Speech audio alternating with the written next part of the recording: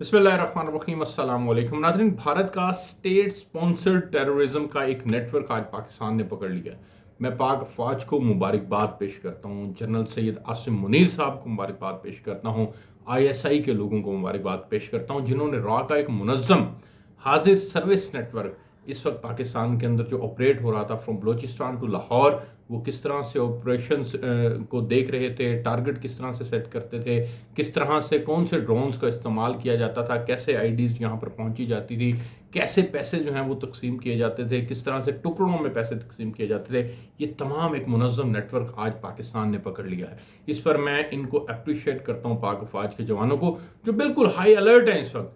पाकिस्तान का अफगान बॉर्डर भी मुकम्मल तौर पर सिक्योर है और पाकिस्तान का इंडिया बॉर्डर भी मुकम्मल तौर पर सिक्योर है। आज हमने इंडिया के बॉर्डर के ऊपर भी, LOC के ऊपर भी आज एक क्वाडकॉप्टर जो है उसको मार गिराया है और वो इंडिया की तरफ से ड्रोन उड़ा था, पाकिस्तान के अंदर जासूसी कर रहा था। जैसे ही पाकिस्तान की हदूद के अंदर दाखिल हुआ है, हमारे जवानों ने उसको टारगेट किया और उसको मार गिराया। उसकी तस्वीर और चीज़ें जो हैं वो भी आज हम आपको दिखा रहे हैं। और इसके साथ साथ आज जो ये नेटवर्क पकड़ा गया है, इस नेटवर्क से जुड़े तमाम लिंकेजेस भी आज DGI SPR ने आवाम के सामने रखे हैं और आप लोगों को बताएं। मैं समझता हूँ कि ये हमारी बहुत बड़ी कामयाबी है। जब से पहलगाम का अटैक हुआ है तब से लेकर अब तक भारत ने जितनी कोशिशें की हैं, अल्हम्दुलिल्लाह उन तमाम कोशिशों के अंदर वो नाकाम हो चुका है।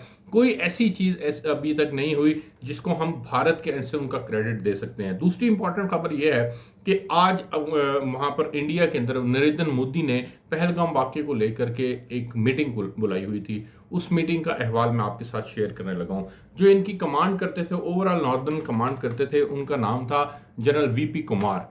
ये जो कुमार साहब थे, ये कुमार साहब जो हैं वो इनको मोर्द इल्ज़ाम ठहराया है, इस सेंस में जा रहा है कि जी आपकी तरफ से सिक्योरिटी फेलियर है। आपने पहले सिक्योरिटी फेलियर का नाम नहीं लिया, आप अब सिक्योरिटी फेलियर का नाम ले रहे हैं, जब पूरी दुनिया कह रही है कि यार आपने 7 से 8 लाख फौज वहाँ पर डक की हुई है, तो कैसे पहलगाम के अंदर वो लोग पहुँच गए, कैसे वहाँ की पब्लिक सवाल उठा रही है, पूरा इंडिया सवाल उठा रहा है, पूरा जो यूरोपीय यूनियन है वो सवाल उठा रहा है, अमेरिका, कनाडा, हर मुल्क से आवाज़ आना शुरू हो गई है कि भाई हमें बताओ तो सही, ये इतना बड़ा सिक्योरिटी फेलियर है। तो आज उनको स्पेशली एक जहाज़ के अंदर न्यू दिल्ली तलब किया गया और उनसे बातचीत की गई। मुतज़ाद इतलात हैं, कोई कहता है कि उनसे इस्तीफ़ा ले लिया गया है और कोई कहता है कि इस्तीफ़ा नहीं लिया गया। हम हमेशा आपको ऑथेंटिक मुसद्दिका खबर देते हैं। अभी तक की मुतज़ाद इतलात यही हैं कि उनको मुर्द इल्ज़ाम ठहराया गया है, सिक्योरिटी फेलियर होने के ऊपर उनसे हर तरह की सरजनिश मोदी साहब ने की है और उनको इस बात पे जो है वो बड़ी शर्मिंदगी का सामना करना पड़ रहा है। लेकिन वो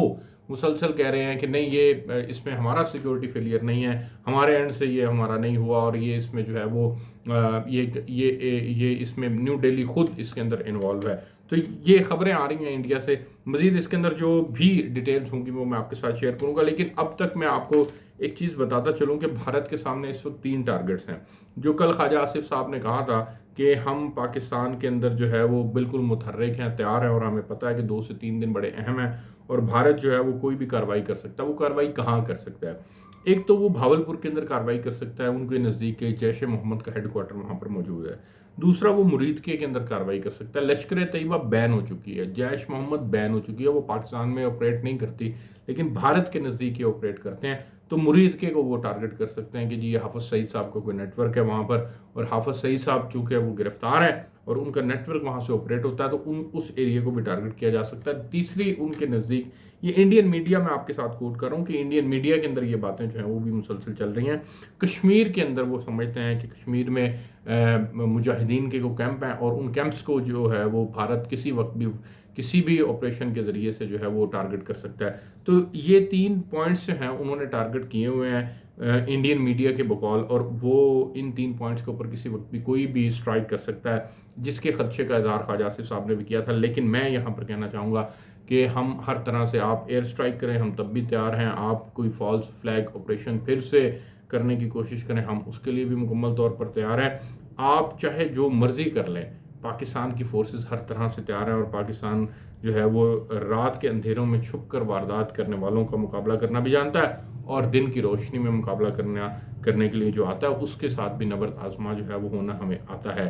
तो इसलिए मैं समझता हूँ कि भारत जितनी मर्जी कोशिश कर ले, उन्होंने एक स्वीडिश कंपनी है उससे भी कुछ हथियार लिए हैं تو اگر آپ ان سے بھی ہتھیار لے لیں یا کچھ بھی آپ ہتھیاروں کی مد میں آپ چیزیں کر لیں، آپ پاکستان کو کسی صورت بھی جو ہے وہ نیچا نہیں دکھا سکتے. آپ کو اب تک الحمدللہ پہلگام سے لے کر اب تک آپ کو ہر محاذ کے اوپر ناکامی کا سامنا کرنا پڑا ہے، اور آئندہ بھی آپ کو ہر محاذ کے اوپر ناکامی کا سامنا کرنا پڑے گا. میں ایک بار پھر جو ہے وہ پاک افواج کو مبارکباد پیش کرتا ہوں، اور انہیں اس بات کے اوپر اپریشیٹ کرتا ہوں کہ یقیناً وہ آئندہ بھی اسی طرح سے جو ہے وہ اچھے سے اچھا کام کرتے رہیں گے. ہمیں اجازت دیجیے، آپ سے پھر ملاقات ہوگی، تب تک کے لیے اللہ نے کے بعد.